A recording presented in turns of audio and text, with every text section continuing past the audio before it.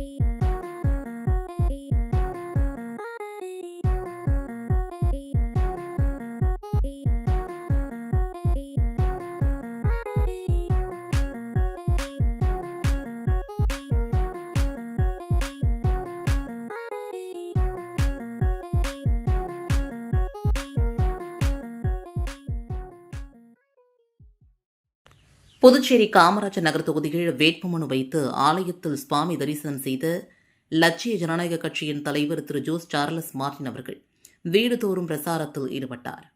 காமராஜர் நகர் தொகுதியின் லெனின் நகரில் அமைந்துள்ள அருள்மிகு நாகாத்தம்மன் ஆலயத்தில் நடைபெற்ற சிறப்பு பூஜையில் லட்சிய ஜனநாயக கட்சியின் தலைவர் ஜோஸ் சார்லஸ் மார்டின் அவர்கள் கலந்து கொண்டு வேட்பு மனு வைத்து சுவாமி தரிசனம் செய்தார். இதனைத் தொடர்ந்து அவருக்கு பரிவட்டம் கட்டி கோவில் நிர்வாகத்தின் சார்பில் பாரம்பரிய மரியாதை செலுத்தப்பட்டது. அப்பகுதி மக்கள் அவரை நேரில் சந்தித்து காமராஜர் தொகுதியில் மிகப்பெரிய வாக்கு வித்தியாசத்தில் வெற்றி பெறுவீர் என நம்பிக்கை தெரிவித்து வாழ்த்துக்களை வழங்கினர். பின்னர் ஆலயத்தில் படைக்கப்பட்ட பிரசாதம் பக்தர்களுக்கு வழங்கப்பட்டது. இந்த நிகழ்வில் சட்டமன்ற உறுப்பினர் விவிலியம் ரிச்சர்ட் ஜான்குமார், லட்சிய ஜனநாயக கட்சியின் பொதுச் செயலாளர்கள் பிரபாகரன் மற்றும் சுரேஷ், இளைஞரணி துணைத் தலைவர் ஜாகிர் ஹுசேன் உள்ளிட்ட கட்சி நிர்வாகிகள் கலந்து கொண்டனர். இதனைத் தொடர்ந்து கட்சி நிர்வாகி மாங்குடி தலைமையில் 50க்கும் மேற்பட்ட மகளிர் தலைவர் ஜோஸ் சார்லஸ் மார்டின் முன்னிலையில் லட்சிய ஜனநாயக கட்சியில் இணைந்தனர். புதியதாக இணைந்தவர்களுக்கு கட்சியின் துண்டு அணிவித்து தலைவர் வாழ்த்தி வரவேற்றார். நிகழ்ச்சியில் நிர்வாகிகள் குமார், சிங்காரவேலு, அண்ணாமலை, ரவிக்குமார், முருகன் ஆகியோர் உடனிருந்தனர். பின்னர் பகுதியில் உள்ள அருள்மிகு பெரியபாளையத்தம்மன் ஆலயத்திலும் தலைவர் சுவாமி தரிசனம் செய்தார். அதனைத் தொடர்ந்து அப்பகுதி மக்களை வீடுதோறும் சந்தித்து தேர்தல் பிரசாரம் மேற்கொண்டார். இந்த நேரத்தில் பொதுமக்கள் ஆரத்தி எடுத்து மலர் தூவி இன்முகத்துடன் உற்சாகமாக வரவேற்று ஆதரவு தெரிவித்தனர்.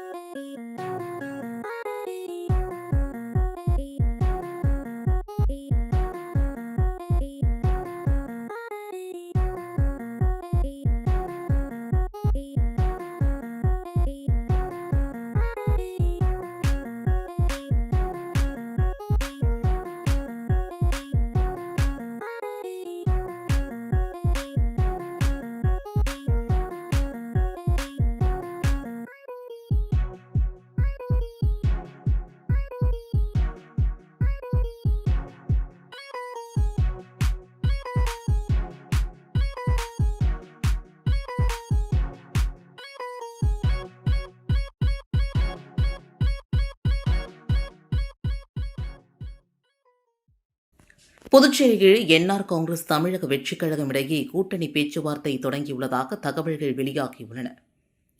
புதுச்சேரியில் தற்போது என்ஆர் காங்கிரஸ் தலைமையிலான தேசிய ஜனநாயக கூட்டணி ஆட்சி நடைபெற்று வருகின்றன. வருகின்ற சட்டப்பேரவைத் தேர்தலிலும் என்ஆர் காங்கிரஸ் பாஜக கூட்டணி தொடரும் என்று எதிர்பார்க்கப்பட்டது.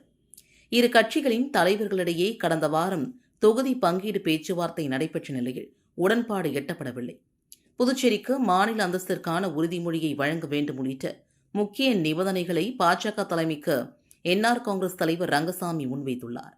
இதனால் புதுச்சேரி தனியார் விடுதியில் இன்று காலை நடைபெறவிருந்த கூட்டணி பேச்சுவார்த்தையை ரங்கசாமி புறக்கணித்துள்ளார். சுமார் 2 மணி நேரம் காத்திருந்த புதுச்சேரி பாஜக தேர்தல் பொறுப்பாளரும் மத்திய அமைச்சருமான மன்சுக் மண்டாவியா புறப்பட்டு சென்றார். புதுச்சேரி சட்டப்பேரவைத் தேர்தலுக்கான வேட்புமனு தாக்கல் தொடங்கியிருக்கும் சூழலில் நிபந்தனைகள் குறித்து முடிவெடுக்க பாஜகவிற்கு 24 மணி நேரம் ரங்கசாமி கெடு விடுத்ததாக தகவல்கள் தெரிவிக்கின்றன. இதனிடையே தமிழக வெற்றிக் கழகத்துடன் என்ஆர் காங்கிரஸ் நிர்வாகிகள் பேச்சுவார்த்தை தொடங்கியுள்ளதாகவும் கூறப்படுகிறது. தேர்தல் பிரசாரத்திற்காக பிரதமர் மோடி புதுச்சேரி வரவுள்ளதாக பாஜக மாநில தலைவர் ராமலிங்கம் தெரிவித்துள்ளார். இது தொடர்பாக செய்தியாளர்களிடம் பேசிய அவர், பிரதமர் மோடி விரைவில் புதுச்சேரிக்கு தேர்தல் பிரசாரத்திற்கு வரவுள்ளார். அதற்கான தேதி இன்னும் அதிகாரப்பூர்வமாக உறுதியாகவில்லை. தேர்தல் தேதி இவ்வளவு விரைவில் அறிவிக்கப்படும் என்று தாங்கள் எதிர்பார்க்கவில்லை. இருப்பினும் தேர்தல் பணிகளை முடுக்கிவிட்டுள்ளோம். ஓரிரு நாளில் பாஜகவின் தேர்தல் அறிக்கை தயாராகிவிடும். தற்போதைய நிலவரப்படி என்ஆர் காங்கிரஸ் பாஜக கூட்டணி முறையே 16, 14 என்ற தொகுதி ஒதுக்கீடு செய்யப்பட்டுள்ளது. ஆனால் எந்த தொகுதியில் யார் போட்டியிடுவார்கள் என்பதை கட்சி தலைமை இறுதி முடிவு செய்யும் என்றார். புதுச்சேரியில் 30 தொகுதிகளில் தனித்து போட்டியிட பாமக முடிவு செய்துள்ளது. புதுச்சேரி வழுதாவூர் சாலையில் உள்ள வன்னியர் சங்க அலுவலகத்தில் நேற்றிரவு நிர்வாகிகளோடு ஆலோசனைக் கூட்டம் நடைபெற்றது. மாவட்ட செயலாளர்கள் வடிவேலு, மதியழகன், கோபி உள்ளிட்ட முக்கிய நிர்வாகிகள் பங்கேற்றனர். ஆலோசனைக்கு பிறகு செய்தியாளர்களிடம் பேசிய நிர்வாகிகள், தமிழகத்தில் தேஜா கூட்டணியுடன் பாமக போட்டியிட்டாலும் புதுச்சேரியில் உள்ள கூட்டணி தலைவர்கள் தங்களை மதிக்கவில்லை. கூட்டணி கட்சி தலைவரும் முதல்வருமான ரங்கசாமி கட்சி நிர்வாகிகளுடன் சென்று 4 முறை சந்தித்துள்ளோம். புதுச்சேரியில் 5 இடங்கள் கேட்டோம். ஆனால் கூட்டணி குறித்து அவர் எந்த முடிவும் பேசாமல் தங்களை புறக்கணித்துள்ளார். அதேபோன்று பாஜக தலைவர் ராமலிங்கத்தை 3 முறை சந்தித்து பேசினோம். அவரும் கட்சி மேலிடத்தை கேட்டு சொல்வதாக கூறினார்.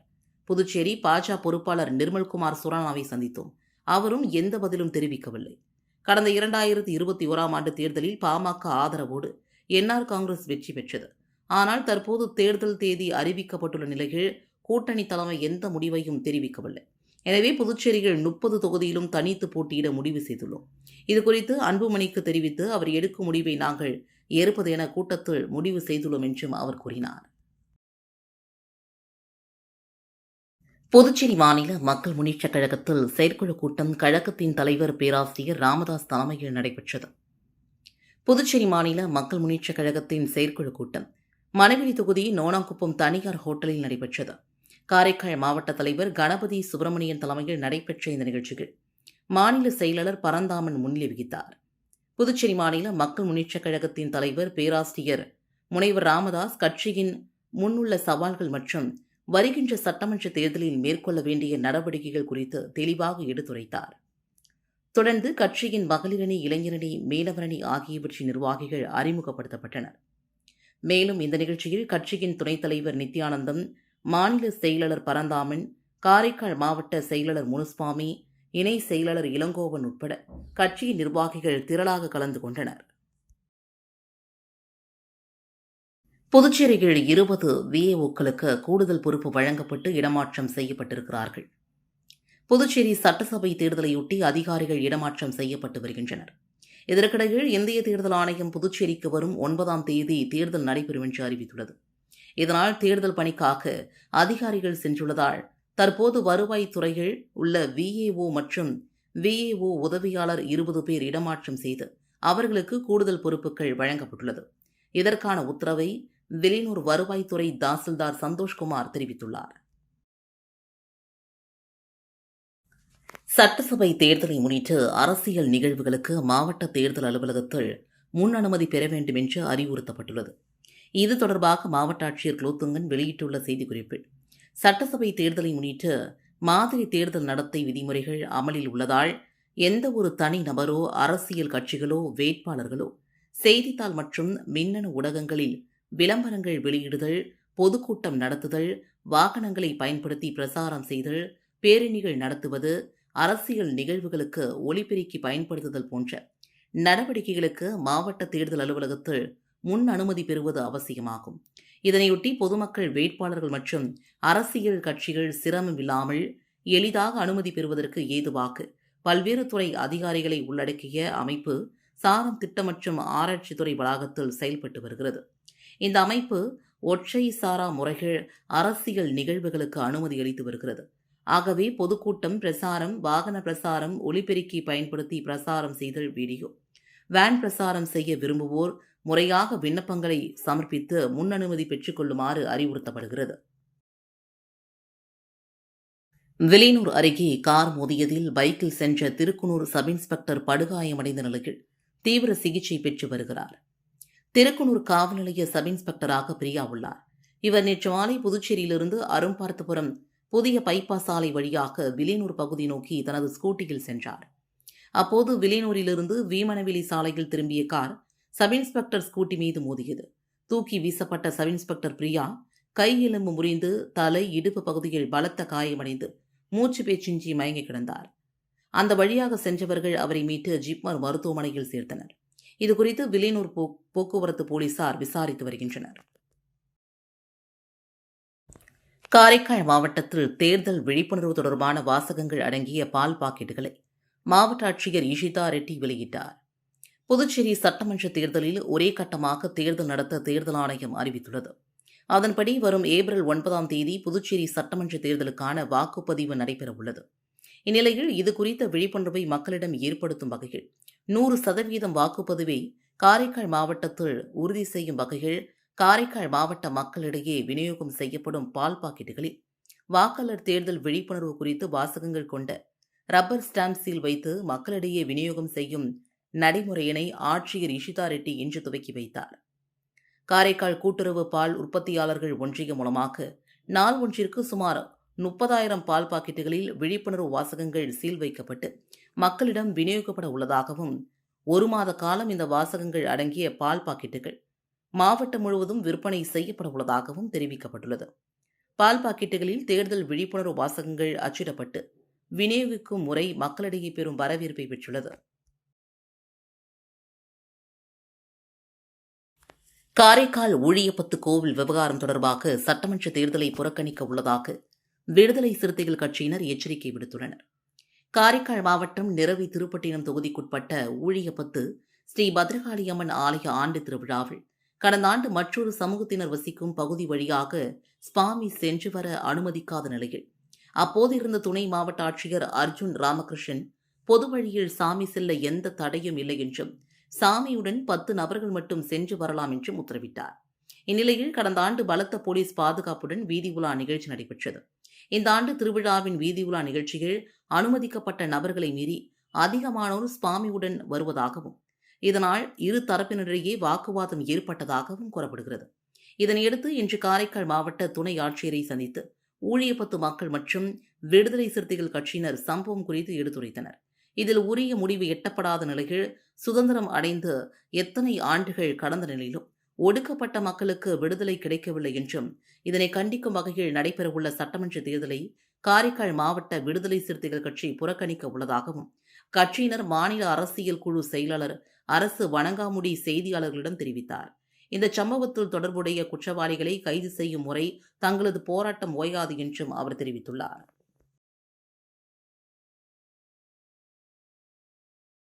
புதுச்சேரியில் தனியார் பள்ளியில் ரூபாய் 18 லட்சம் மதிப்பிலான நகைகளை திருடிய முதியவரை கைது செய்த போலீசார் அவரிடமிருந்து நகைகளையும் பறிமுதல் செய்தனர். புதுவை கருவாடிக்குப்பம் சண்முக நகரை சார்ந்தவர் லட்சுமி. இவர் எல்லைப்பிள்ளை சாவடி 100 அடி ரோட்டில் சிறப்பு பள்ளி நடத்தி வருகிறார். காலை 8:30 மணிக்கு பள்ளி திறந்துவிட்டு இரவு 8 மணிக்கு மூடுவது வழக்கம். கடந்த 23ஆம் தேதி இவர் தனது வீட்டில் இருந்து ரூபாய் 18 லட்சம் மதிப்பிலான தனது தங்க நகைகள் மற்றும் ரூபாய் 1 லட்சம் ரொக்கத்தை எடுத்து வந்து பள்ளியின் மேஜை டிராவில் வைத்துள்ளார். கடந்த 12ஆம் தேதி வழக்கம் போல பள்ளியை முடிவிட்டு வீட்டிற்கு சென்றார். மறுநாள் காலை பள்ளி திறக்க வந்தபோது பள்ளியின் கதவுகள் உடைக்கப்பட்டு அவர் வைத்திருந்த நகை பணம் காணாமல் போயிருந்ததைக் கண்டு அதிர்ச்சியடைந்தார். இதுகுறித்து லட்சுமி அளித்த புகாரின் அடிப்படையில் ரெட்டியார்பாளையம் போலீசார் வழக்கு பதிவு செய்து அப்பகுதியில் உள்ள கண்காணிப்பு கேமராவில் பதிவான காட்சியை வைத்து விசாரணை மேற்கொண்டனர். விசாரணையில் பள்ளியில் நகை மற்றும் பணத்தை திருடியது அரியலூர் மாவட்டம் ஜெயங்கொண்டான் தாலுகாவை சார்ந்த ரவிக்குமார் என்கின்ற ஓகிக்குமார், வயது 74 என்பதும் தெரிய வந்தது. இதனையடுத்து அவரை கைது செய்த போலீசார் அவரிடமிருந்து 13 சவரன் நகை, வெள்ளிப் பொருட்கள் ஆகியவற்றை பறிமுதல் செய்து சிறையில் அடைத்தனர். இவர் மீது தமிழகம் மற்றும் புதுவையில் திருட்டு வழக்குகள் இருப்பதும் ரெட்டியார்பாளையம் போலீசாரால் கடந்த 1.5 ஆண்டுகளுக்கு முன்னர் கைது செய்யப்பட்டவர் என்பதும் குறிப்பிடத்தக்கது. இத்துடன் செய்திகள் நிறைவடைந்தன. வணக்கம்.